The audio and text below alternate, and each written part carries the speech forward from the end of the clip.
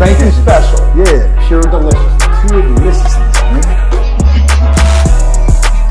My name is Banky, man. Everybody calls me Banky. That's the name that I got from my grandmother when I was young. I'm coming out here after 30 years. Yeah, I ain't got nothing, but I'm gonna have something because I'm rich in personality, you know, and I'm rich in love. My family love me, and that's really all that counts. Peace and blessings, man. Shout out to everybody out there on Team Banky Pound, man. Appreciate the love, appreciate the support. We back again, man. We back at it again. You know, I've been giving y'all these cellmate editions, and it's crazy that most of my sellers was crazy because, trust me, I had some crazy ones. But I also had some good sellers along the way as well. And this one is a story about a little young dude that came in the cell with me, man. I think he was like 18 or 19 when he came in the cell with me. WhiteBoy Cody, man. WhiteBoy Cody, family. I'm talking about, he was a good dude, man. He was a good dude. He was young. He was coming in, I think it's from Richmond. He talked like a black guy as well, but he didn't give you that persona like he was faking. That's just what was his culture. That was where he grew up, how he grew up, the people he hung around. Most of the people he hung around was, African-American people. So that's the culture that he took to as he was growing up. I remember they put him in the cell with me. I remember when he came in, I'm looking at him like, oh, man, this little young buck, you know. But like I say, he turned out to be a cool dude. We got to kicking it. We talked a lot, man. I tried to give him good game. The one thing that threw me off about him, he said he was a blood. He was in a gang.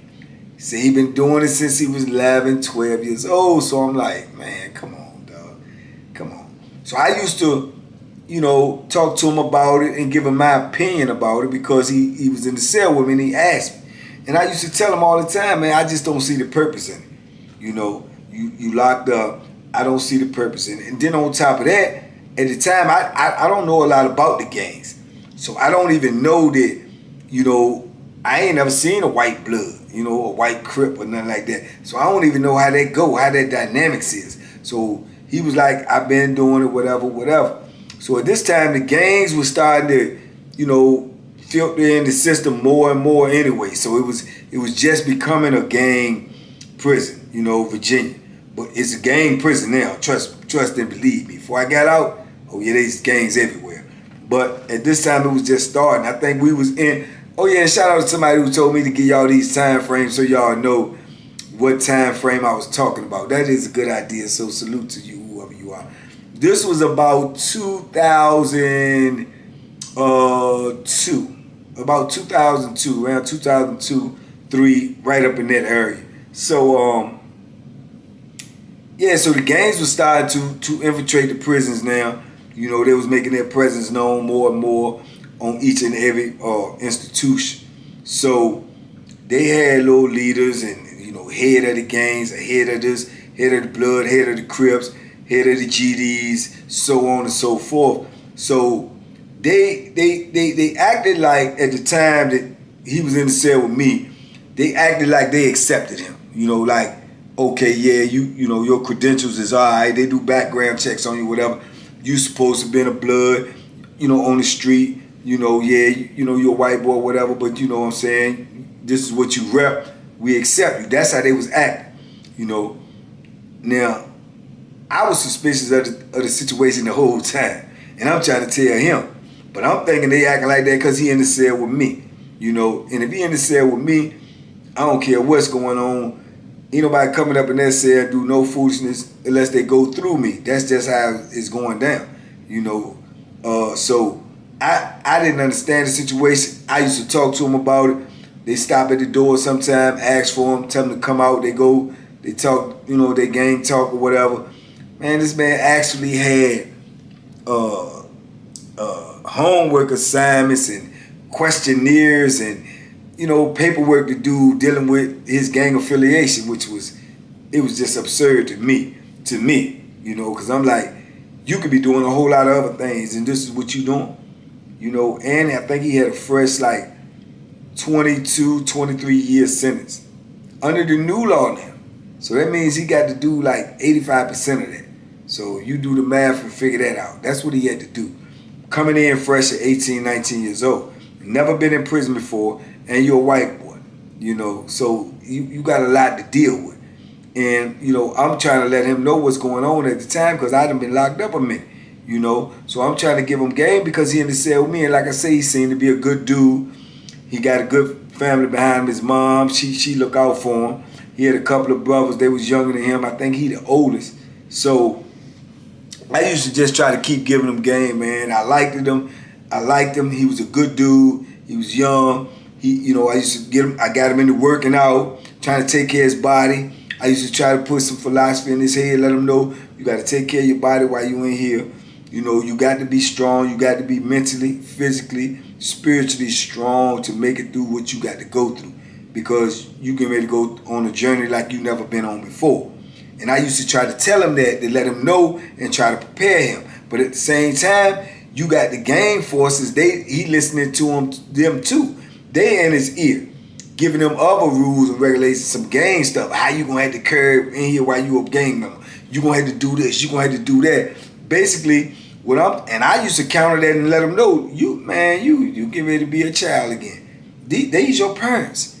If they're gonna tell you what to do, and they're gonna tell you when to do it and how to do it, and what they tell you may jeopardize your freedom, may jeopardize you getting out here on the time you're supposed to get out here, making you maybe not even be able to get out here at all, you know, then that's up to you. But if you want to listen to them, that's your choice. But I'm letting you know, to me, if you ask me, that's asinine, man.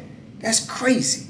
You got some time to do, and you gonna come here and listen to another man when you already got to listen to these guards. You already got to listen to this administration. You already got rules and regulations upon you every day, and you're going to listen to another dude that's in the same position that you in. To me, I couldn't comprehend it. But when you trying to tell somebody something, you can't force feed them that information. You got to let them get that information on their own. And they're not going to process it no matter how much you give it to them. They're not going to process it until they feel like processing it. And, man, I used to try to just give him that game, man, because I felt like he was a good dude. And I felt like he was just misguided as far as with that gang situation. But all in all, like I said, he was sharp. He was smart. He had a good mind. He had a sharp mind. You know, he said he used to get good grades in school. He had a sharp mind. He you know, I liked him. And I used to try to encourage him, opposed to just trying to put him down or talk dirty to him and let him know, oh, this gang, you and this gang stuff, woo. I don't use that route, because when you go at somebody like that, you automatically gonna turn them off. They're not gonna want to listen to you because you always coming at them with negative stuff. I didn't dwell that much on the negative because I didn't feel like he needed that. I felt like he needed to know the positive. He needed to know what he could do, what he could do with his life, what he could do with this time that he had in front of him, how he could use it constructively, how he could use it to benefit him. But at the same time, if you deal with this gang stuff, man, it's gonna get you late. I said, I'm letting you know because I've been here, I understand what's going on. He respected me and he listened to me a lot. And I knew it was a little struggle with him in his mind, because he wanted to take heed of what I was saying, but he was also taking orders from other people, you know. So it was just a crazy dynamic, man. But I like the dude a lot, man, because he was young and I wanted to protect him, but I wanted to protect him whereas I was giving him game like a big brother. And I think the gang members knew, because by then I already got a reputation. They knew who I was, you know, and they knew I won't play no games whatsoever. So they didn't come at me with no type of foolishness or nothing. They always came at me with respect. They always came at me knowing, you know what I'm saying, that if I say something, I meant what I said. And if you come to that cell, even if you coming for him, just come with some respect. Don't, you know, be coming up in here with that foolishness. I ain't want to hear no gang talk. I ain't want to hear no gang moves, no gang rules. I didn't want to hear none of it because it didn't apply to me. So if y'all want to talk that type of talk, y'all take that somewhere else away from the cell. That was my whole situation with what was going on. So I used to just let them know, man, you know, make the best decision for yourself, but I'm just letting you know what I think. This is just my opinion. But ultimately, you're going to have to make the decision on what you're going to do and how you're going to do it, you know. He listened to me, man, to a certain extent, but at the same time, he listened to them as well. So, you know, at that time, they weren't really getting into a whole lot. They was doing a little bit, them gangs in there. They extorting dudes. You know, they got their little... to me, it seemed like they was just beating up each other more and more. Each other. Because they had rules and regulations. If somebody violated, then they get beat up. And, you know, it seemed like they took more beatings amongst themselves than they was putting on other people. So that right there, to me, was alarms that went off in my head. And I try to point those things out to him when they happen so he can see it in real time. But like I said, man, he was so caught up and he was trying to be so loyal, which at some point I respected that about him because he was doing it since he was young. I respected the fact that he was loyal to what he was doing. But you could be loyal to the wrong cause. Understand that now. You can be loyal to the wrong cause. You have to be sure what you putting your loyalty behind and who you putting your loyalty behind. Loyalty is a great quality, but if it's misrepresented or if it's misplaced, then it's useless. It's useless. So I try to make him understand that. But like I say, being that he was of the age that he was, he couldn't understand it. He couldn't comprehend it. It was going to take something drastic to make him understand what was going on. Now, around this time came, he had been in the cell with me now, man, maybe probably about well over a year, maybe a year and some change, man. And I had no problems with him. He always was a good seller. He always, you know what I'm saying, was respectful. He ain't bring no drama to the cell. He respected the cell. I liked him like a little brother, like I said, so I always looked out for him. The people knew, the pod knew that I liked him as a cell partner. So at the same time, it was understood that this is like my little brother. So even if he in a gang or whatever he in, if you have some drama with him, you're going to have some drama with me. So that was an unspoken understanding that they knew because he was my cellie. So they knew I rocked with him because if I didn't rock with him, he wouldn't have been in the cell with me that long. So like I said, that added a whole different dynamic to people dealing with him. So it also may have caused a little confusion because he got so relaxed and he believed that, you know, everything that was going on was, you know, how his whole bit was going to go. You know, people going to respect him just because he a blood or whatever, and ain't nobody going to mess with him and everything going to be all right. His bit going to be like smooth selling. He ain't going to have no whole lot of drama or whatnot. Nah, it don't work like that. Nah, it don't work like that at all, man. And I try to tell him over and over again, but like I say, sometimes things fall on deaf ears. Sometimes you have to learn yourself to really understand what's going on, especially if you walk into a situation. See, he walked into a good situation. I told him off of day one, and he'll tell you, I told him off of day one when he came in the cell with me after I got a little good feel of him. I said, man, they couldn't put you in a better situation, man. You don't need to be nervous. You don't need to be, you know, scared or nothing. You all right? I know you just starting your sentence and everything. I said, but I've been down a while. You cool, man. They put you in the cell with a good dude. I'm going to look out for you. If there's anything I can help you with, I'm going to help you, bro. So just go ahead on. I know how you feel. I was you one time coming in the cell first when I came into prison, nervous. You know, I can see you nervous. All right, you nervous. I can see you nervous, but I'm just letting you know you cool. You all right, you know. And like I said, he turned out to be all right. And like we got along real well. As time went on, it was like a year and something we was in the cell together. Then all of a sudden, out of the blue, they get ready to make all these great big renovations. They get ready to make all these moves. So they start moving people around. They coming in there moving, telling people to just pack up, move. We got you going here. We are signing you over here, da-da-da-da-da. So sure as I don't know what, man, they come to our cell. And I'm the barber, so I ain't moving. I got to cut hair in the part. But what they was doing was they was making this block that I was in into a worker's block. If you didn't have a job either in the kitchen or in the block, they was going to move you. He didn't have a job. I was the part barber, so I got a job. So now they're gonna move him. So we try to talk to the supervisor and everything about getting him a job, trying to keep him up here, don't move him, woo, woo, woo. They won't go on for it. They say he ain't got no job. Maybe if lieutenant, somebody give him a job later on, he might get moved back, but right now we gotta move him.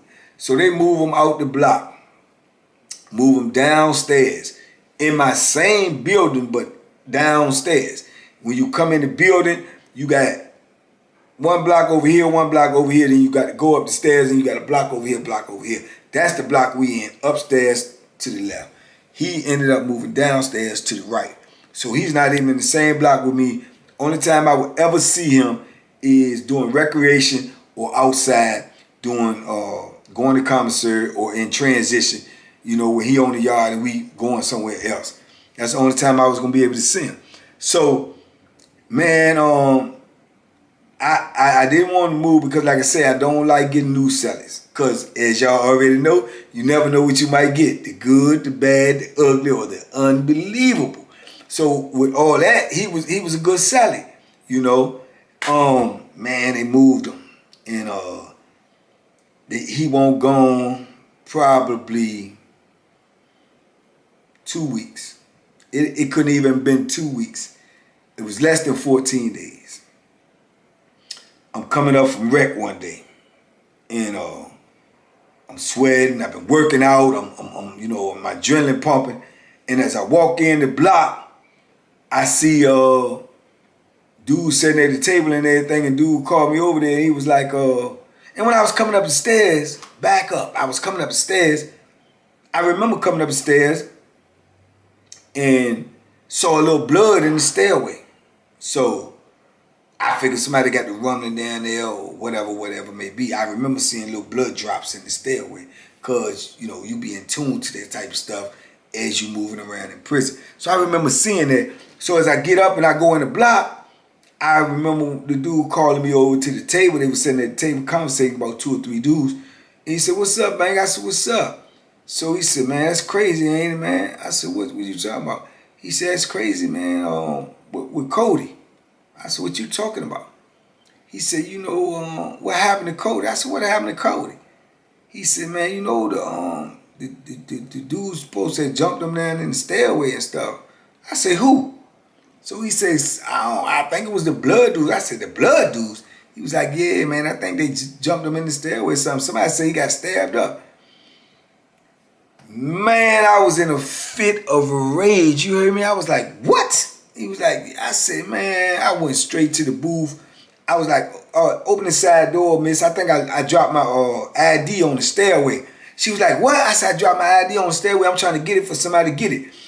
I go out there in the stairway and I just jet down to their building. I go downstairs and go right to their block. And I bang it on the side door trying to get somebody's attention so they could see me. So I remember seeing my homeboy Spider in there. So I waved him down. I was trying to wave him down. The lady in the booth wouldn't let me in because she know I don't belong in there. So I'm trying to wave Spider down. He run over there. He see me. So it's a little crack. I'm hollering through the crack. I said, "Man, what's up with Cody?" He said, man, I think he messed up." I said, "Where he at?" He said, "He up in the cell, man, but he bleeding and stuff. I think they get ready to come get him." I said, "Who?" He said, "The police, man." I said, "What happened, though?" He said, "Man, I don't know." I say, "Ask him what happened." I say, "Tell him to tell you who did it. Tell him to tell you who did it." I just wanted to know who did it. I wanted to know what happened, but more importantly, I wanted to know who did it because I knew they was getting ready to come get him, and I knew they was going to lock him up, and man, I was furious. Yeah, man, I wanted to know who did this to my dude, man. I was just furious, man, because I'm like, first of all, how is the Bloods gonna do it to him when he a Blood? You see what I'm saying? So I didn't get that. So I'm mad, man. I'm really in one of them rages, like somebody get ready to get this business. So Spider come back. He said, "Man," "don't worry about it, man. Don't get in trouble. He good. He all right." I said, "Man, tell him." I said, "Come here." He said, "Man, he can't, man." So the police was hollering, telling me, "Get away from the door. Get away from the door." People, I done already called the people. So, man, I'm like, "Tell him, man, send me some word, man, of what's going on." So I leave. I go on back upstairs. Like I say, I'm in a fit of rage. You know what I'm saying? You know, because this is like my little brother. You know, and I feel highly disrespected. So when I go up there and I go in the building, there's some blood dudes and still in my block. I go straight to the head blood dude. I'm looking for him. So I go to his cell and he ain't in there. You know, but he got two dudes. Literally, man, you can't make this stuff. He literally got two blood dudes standing at his door like on guard. So I'm like, where dude at, man? He said he ain't in here. I said, well, where he at? He said, I don't know where he at. I said, man, don't play with me, man. You know what I'm saying? So he said, he ain't in here, Bank. I said, yeah, all right. So I said, tell him I'm looking for him. So as I'm walking back to my cell, I see him over there in another person's cell. And he called me, he said, Bank. So I turn around, I go over to him. He a big cat too, big old boy, about 6'5". So I walk over to him. I said, man, what's up with Cody, man? You know, what's the business with Cody? He said, I don't know, man. I ain't called that shot. He said the OG called that shot downstairs, right? I said, call what shot? He said, I don't know, man. I think he was supposed to, you know, get it in. I had one-on-one with somebody for some violations or whatever. But two, though, I think they saying, you know, he don't qualify. Some dudes was mad that he was a blood. He don't qualify to be a blood because he a white dude, so he can't be a blood. I said, ain't nobody tell him that when he was in my cell. He said, I said, ain't nobody tell him that when he was in my cell. I said, all them blood dudes kept coming over there talking to him, breaking bread with him, eating with him, talking to him, got him doing homework, got him doing all this stuff. Now all of a sudden he ain't in the cell with me, and y'all tell me he don't supposed to be a blood, he a white dude. He was a white dude when he came in here, man. I said, man, let me tell you something, man. You go tell your OG, you go tell whoever you want to tell. I said, tell them when I find out who did whatever they did to him, I tell them I got to have him, dog. If they don't like it, come with whatever they coming with, bring whatever they got to bring, but let them know I'm coming with it, dog. Cause that I said, man, that's petty. That's some childish BS. Ain't nowhere in the world y'all supposed to did that to that dude. And then at the same time, he being loyal to y'all. He done put his life to the line. He stand by all of that foolishness that y'all talking about. That man follow all them rules and regulations that y'all talking about, and y'all gonna disrespect that dude just because talking about he white. Y'all knew he was white when y'all was feeding him all of that propaganda, man. I said, man, let me tell you something, man. I'm telling you right now, I ain't gonna be playing with this. Let them niggas know I'm not playing no games about this situation, dog. And I peeled off from him. He was trying to talk. I just left. I was in a fit of rage. That's all I could think about was, like, I felt like they got out on me. I felt like they played me. You know, I felt like they was like, yeah, we ain't gonna mess with him while he in the cell with Bank. Why, but as soon as he get out of cell with Bank, man, we gonna get him. So it was like all the love y'all was showing him when he was in the cell with me was fake. You see what I'm saying? And now that he ain't in the cell with me, y'all gonna confront him about his race when at the same time y'all been feeding him all this propaganda like y'all accept him, like he y'all brother, and this, that, and the third. I said, man, that's some real BS, man. And then I felt like, so y'all was trying to play me too. Y'all was trying to play like, okay, he cool, man, we rock with him or whatever. But now since he ain't in the cell with me, y'all think I'm gonna be like, oh, well, he ain't in the cell with me, but nah, man, I'm loyal. I like the little dude like a little brother. Y'all not gonna do that to him and then just get away. Then you ain't do nothing fair. I heard he supposed to been rumming one dude, then how he get stabbed? Well, where the knife come into play? Why you got 2 or 3 dudes down there to jump on one little dude? You know what I'm saying? So, man, it just, yeah, it rubbed me the wrong way, man. It rubbed me the wrong way. They had me on one of them, you know, attitudes, man, that most people don't want to see me in. So I went in the cell, man. I was mad, man. I was mad the whole time doing count. I'm thinking about ways to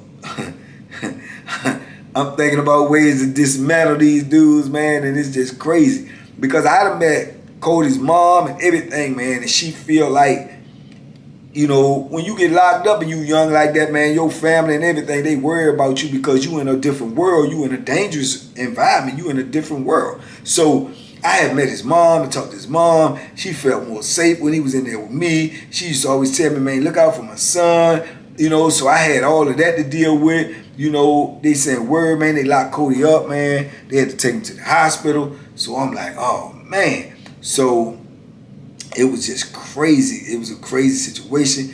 He sent word to the dude for me to call his mom. So I had to call his mom and try to tell his mom what was going on for she could call up here and check on him. Then she was like hysterical, going crazy. Well, what's wrong with him, Banky? Is he okay? And I couldn't even give her no information because I didn't know how badly he was hurt. I didn't know any of the situation. So it was just like, man, it just made me even more, you know, irritated about the situation. So, man, I was just on the warpath, man, at the time. And then I get out. When we come out, I go down there. When they call wreck, I go to the block. I'm trying to call the dude that they call the OG, the head dude. I'm trying to get him out there. He's the head dude of the Bloods. He older than me. At the time, he older than what I am. So I'm like, you know, he's still playing, you know, gang games. So I'm telling him I want to holler at him, you know. So he don't want to come out. He don't want to come out the building. So I send my little homeboy in there and tell him, I said, man, tell him Banky want to holler at him, man. Out here, come holler at me. He said he ain't want to come out there. He ain't want to talk to me, right? Because he knew what, he had got the word already. He knew I won't do no whole lot of talking. You know what I'm saying? Because that couldn't be explained to me. It won't nothing they was going to tell me that was going to make me understand why they made that play.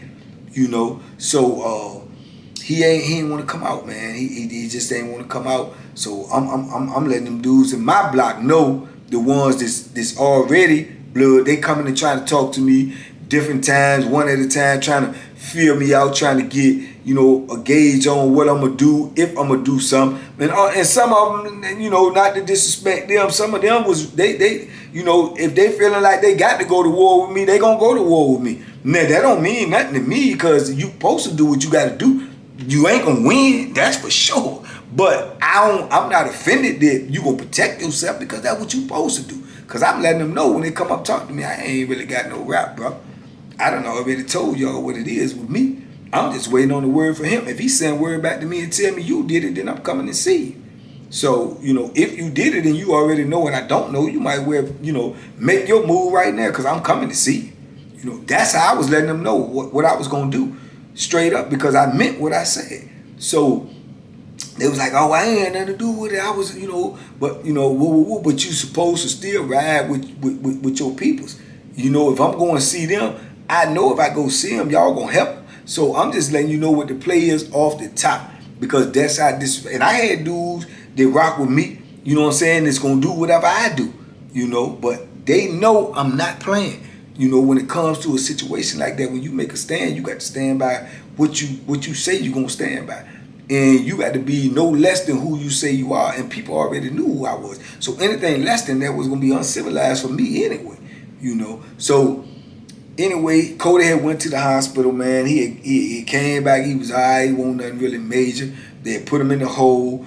I'm still trying to holler at him. He know what the play is. He know how I am. He don't want to tell me who was involved because he know what I'm going to do. And he don't want to get me in trouble. That's a real soldier. He was looking out for me. Yeah, like in retrospect, I knew he was looking out for me because he didn't want me to get caught up in a situation that he had got himself caught up in. But he knew that my loyalty was going to make me react. It was going to make me respond, you know, and I had to respond. But he stayed in the hole, man. He kept writing me, and I kept asking him, and it wasn't but a couple of weeks later, maybe a couple of weeks later, man. And this is when God always step in, man, and make things happen that needs to happen, but you don't know it needs to happen. And man, they came in and they told me to pack up. I said, pack up for what? They said, you getting transferred. And I was like, getting transferred? I ain't put in for no transfer. They said, you getting transferred to a lower level because I had been trouble-free for so long. They had started these levels of prisons now. And I was going to a lower level, which I actually ended up going, you know, back to Greensville. But I was like, I didn't even really want to leave. Not so much for the Cody situation, just because I was already in a comfort zone. I was all right. I was cool. I didn't want to move. But it was like, you got to go. You know what I'm saying? I'm like, well, who I got to talk to? Can I talk to my counselor about this? You can talk to your counselor, but you getting transferred. You got to pack up. You know, so I had to pack up all of my stuff. You know, when you get transferred, they pack all your stuff up the night before or the day or two before if it's the weekend. And so you don't have no property, man. You sitting in the cell with nothing. You ain't got your TV, you ain't got nothing. So they pack up all your stuff because you already on the docket to get transferred. So you ain't got no other choice. that's where you're gonna be at when the count time comes, and that's where you're gonna have to be at. They're gonna move you by force or choice, either one. It don't make no difference. But when that paperwork come in and say you getting transferred, you getting transferred. So they came in and told me I was getting transferred, man. I was mad, man, because I was it was the best thing for me, but at the time I couldn't see it that way because I was looking to get at them dudes, man, about that situation. But I end up getting transferred. I end up going back to Greensville, like I said, and the Cody situation. He stayed in touch with me. He was writing me. I was talking to his mom. And Cody's a soldier, man. He was a young dude, man, but he had heart. He got out of the hole, and the dudes was acting like they was gonna try to get at him again, but you know, he learned some things when he was in that cell with me. He picked that Bethlehem up and he tried to get at them first. He didn't sit around and wait for him to try to get it. He tried to get at them first. He ended up chasing the dude around the yard with that thing and trying to, you know, give him that work, and he ain't want it. See, that's how them dudes be. They with that gang stuff, but then when it get deadly serious, then they spread out, you know. But what he did was what he was supposed to do. He singled out one of them, and he tried to get him. He didn't wait for the drama to come to him. He brought the work to them like they did to him in the stairway. So he ended up getting locked up, man, and charged with a weapon and all of this and all that. And they sent him all the way up in the mountains, man. He went all the way up there in the mountains. And I ended up not seeing Cody again for years. I think that was like 2002, 2003. So you're talking about 13, 14. You talking about I probably seen him again like 11, 12 years later when I ended up seeing him. And it was crazy because the transition was so real. He had put some size on. He was a little puny little white dude, man. He had put some size on. I had him working out in that cell. He had started working out. He was bigger than me almost. He had just did a lot of things, man. His hair started going, and I told him to let that stuff go a long time ago. So he started shaving his head. He had a little size on. He was working out every day. I told you he was smart. He was book smart. So he turned around and they went to school, had became a certified trainer. He got a certified training license where he could, you know, train people and working out. And he was taking some college courses.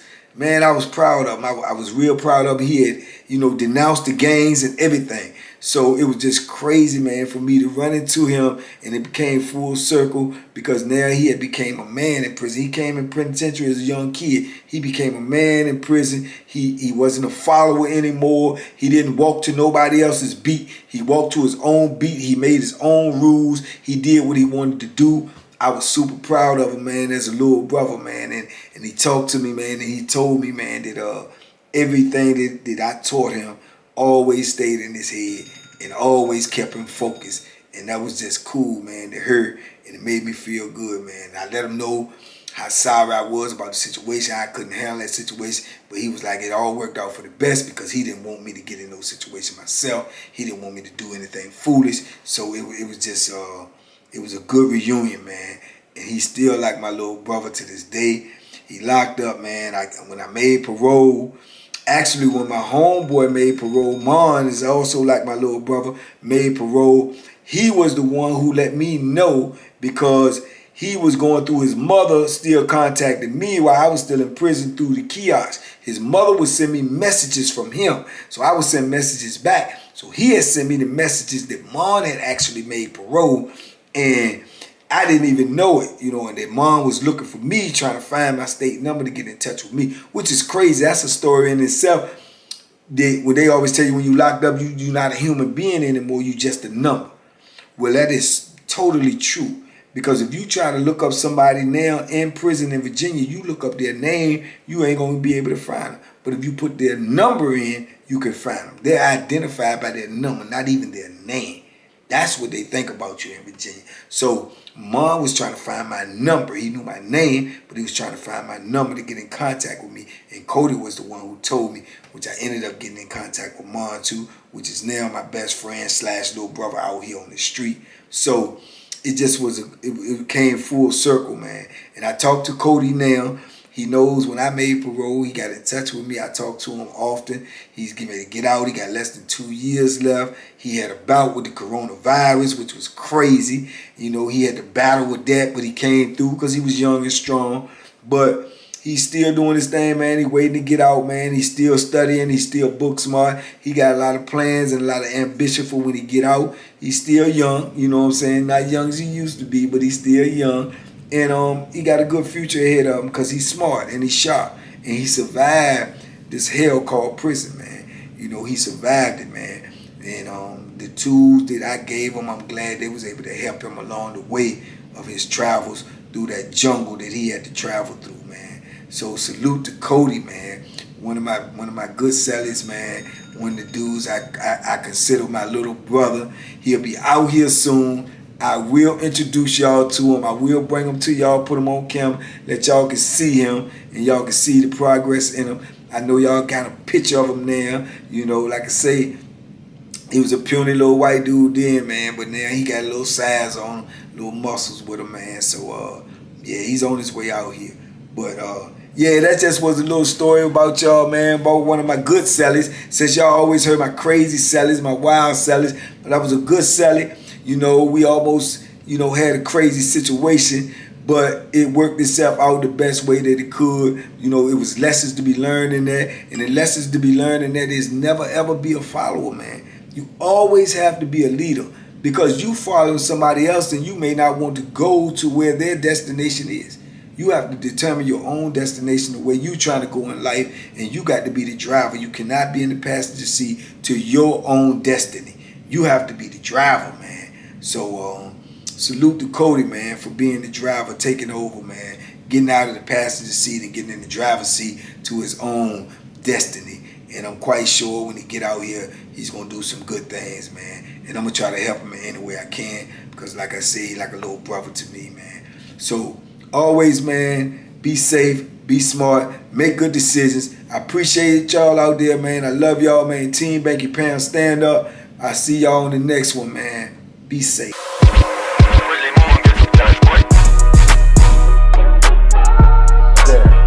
The Banky special. Yeah. Pure deliciousness. Pure deliciousness, man. My name is Banky, man. Everybody calls me Banky. That's the name that I got from my grandmother when I was young. I'm coming out here after 30 years. Yeah, I ain't got nothing, but I'm gonna have something because I'm rich in personality. You know, and I'm rich in love. My family love me, and that's really all that counts.